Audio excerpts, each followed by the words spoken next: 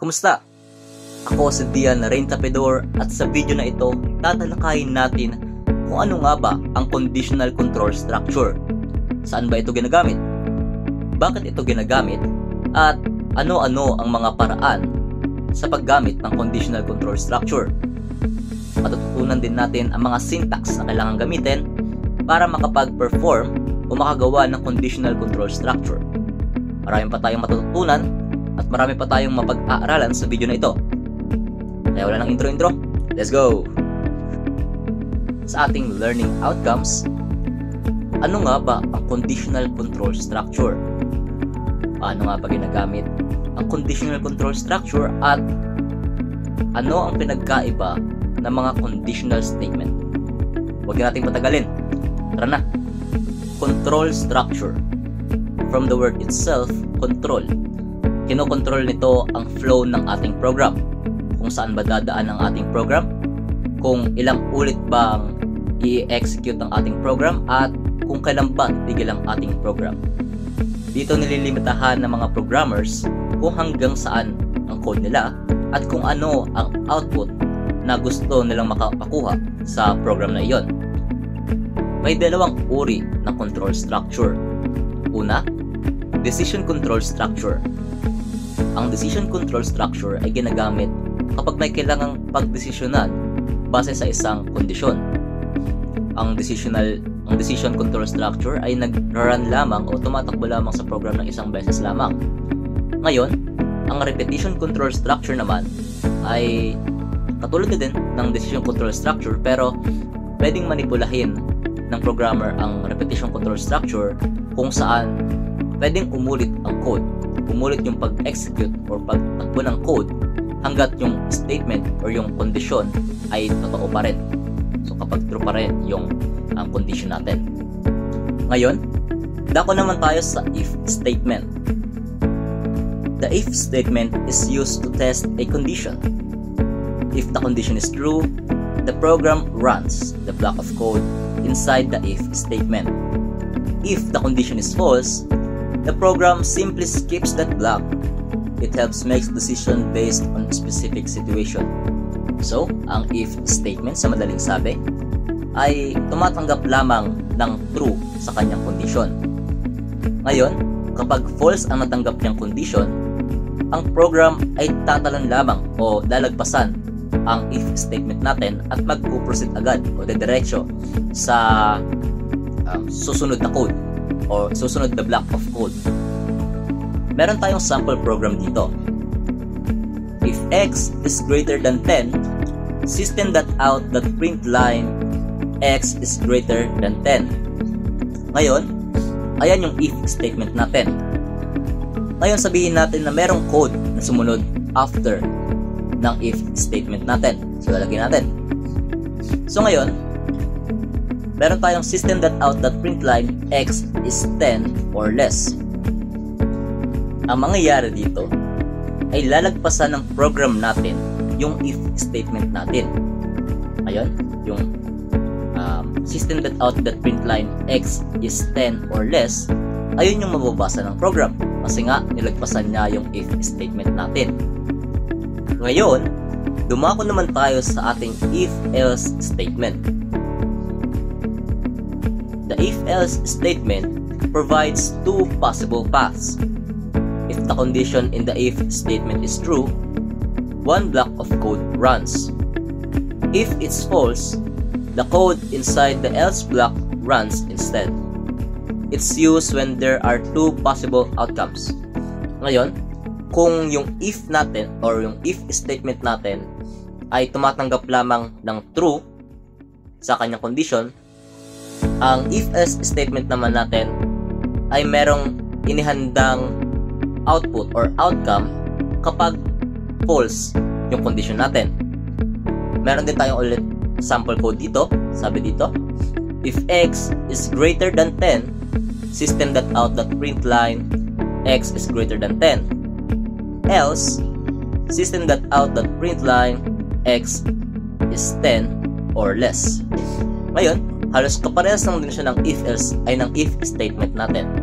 Pero, ang if-else statement, meron ng nakahanda para sa ating false na condition kapag naging false ng condition natin, which is yung else. Ngayon naman, dadako tayo sa nested if statement.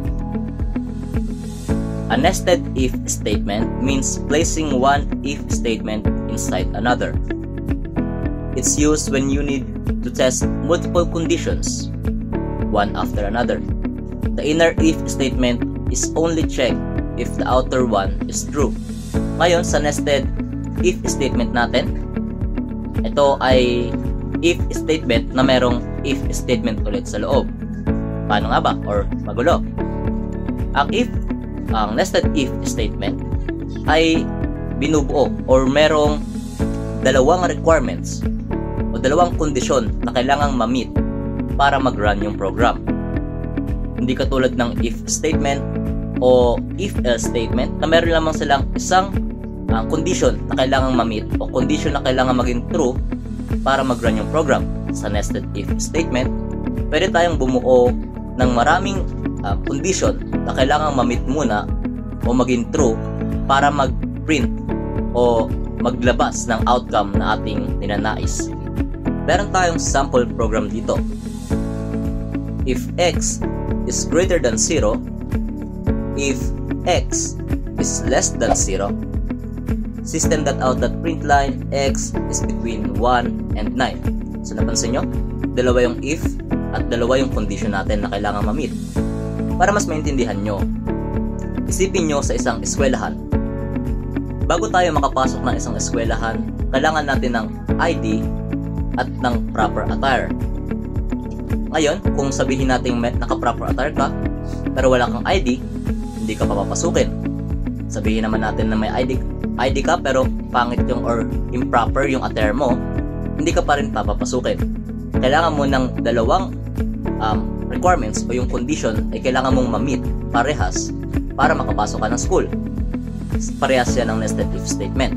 Kailangan mo munang i-meet yung condition, kailangan muna nila maging true lahat para mag-run yung program at makuha natin yung output na gusto natin. Ayan. Ngayon naman ay dadako naman tayo sa if-else if statement. The if-else if statement is used when you need to check several conditions in a sequence. The program tests each condition from top to bottom and executes the first one that's true. If none are true, the else block, if present, will run. Ngayon, ang if-else if statement naman ay parang pinaghalong if-else statement at nested if statement. Ang if-else if statement ay binubuo rin or meron ding different conditions na kailangan ma-meet. Pero, unlike sa nested if statement na kailangan lahat ay ma-meet mo, sa if-else if statement naman ay kung sino ang unang maging true na condition, ayun yung ipiprint ng program. So, meron tayong sample din dito para mas magets nyo. Sabi dito, if x is greater than 0, system that out that print line positive. Else if x is less than 0, system that out that print line negative. Else system that out that print line 0. Ngayon, sabihin natin na yung x natin ay negative 1. Negative 1 kunwari, yung x natin. If yung x natin is negative 1, lalagpasan niya tong first if statement natin. Tong if x is greater than 0. Lalagpasan niya yan kasi mali. Hindi naman mas mataas yung negative 1 sa 0. Tama ba? At ang sumunod, else if statement. X is less than 0. Ngayon, true ang sagot. Totoo yung condition na ang negative 1 ay less than 0. Ngayon, dahil dyan, ang ipiprint niya ay system that out that print line negative. So ito na. Dadako na tayo sa switch statement. Basahin muna natin. The switch statement is a cleaner way to handle many possible values for a single variable. It compares the variable to different cases and runs the matching block of code. If no case matches, the default block runs. Ang switch statement ay halos kaparehas lang din ng if-else-if statement. No? Ang switch statement ay nag-run din from top to bottom at yung program ay hahanapin din ang unang condition na true at ayun yung ipiprint niya. So halos same lang din sila, no?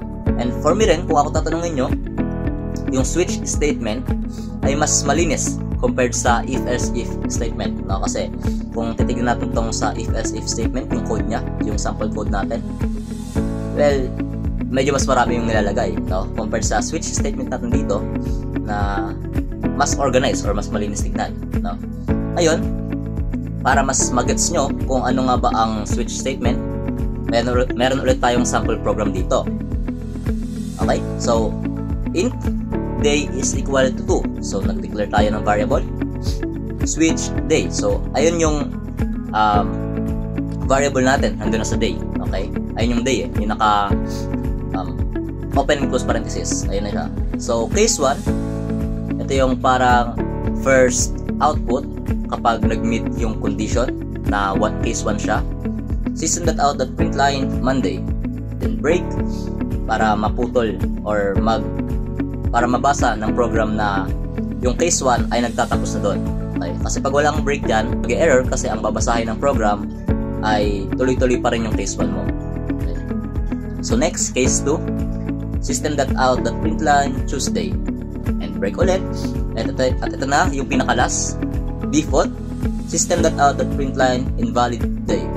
So kung mapapansin nyo, yung default ay halos kaparehas ng else, no? Sa if-else-if statement natin. Siya yung parang pinaka-last option, no? Or kapag wala talagang answer or invalid yung answer, siya yung magpe-print, no? Ngayon, try natin ibasahin or solve to. So ngayon, sabi dito sa integer natin, yung day natin ay equivalent ng 2. So ngayon, case 1 and case 2. Hahanapin ngayon ng program kung sino yung may number 2 or yung number 2 case. No? Babasahin niya yan. So, obviously, case 1, hindi kasi 1 nga. So, lalagpasan niya rin. And sumunod ay yung case 2. Ayun, dahil 2 na siya. At ayun, yung nakalagay sa variable natin or nakadeclare. Ang ipiprint niya ay Tuesday. So, sabihin natin na ang nilagay ko dito na day natin is equal to 5. No? Ngayon, dahil equal to 5 siya at wala sa case 1 at case 2 yung 5, ang mangyayari ay ipiprint na tong default natin na system.out.println invalid day. So, ganun nag-work yung switch statement. Halos very identical lang siya, kaya hindi na natin kailangan malito. Kasi if you're going to ask me, kung ako yung tatanungin nyo, parang mas malinis or cleaner version lang siya ng if-else-if statement. So, ayun. At ayun na nga, dyan nagtatapos ang ating video. At sana ay may natutunan kayo at naway mai-apply natin ito sa ating program or sa ating programming journey. At ayun lamang, Dion Rain Tapidor, out.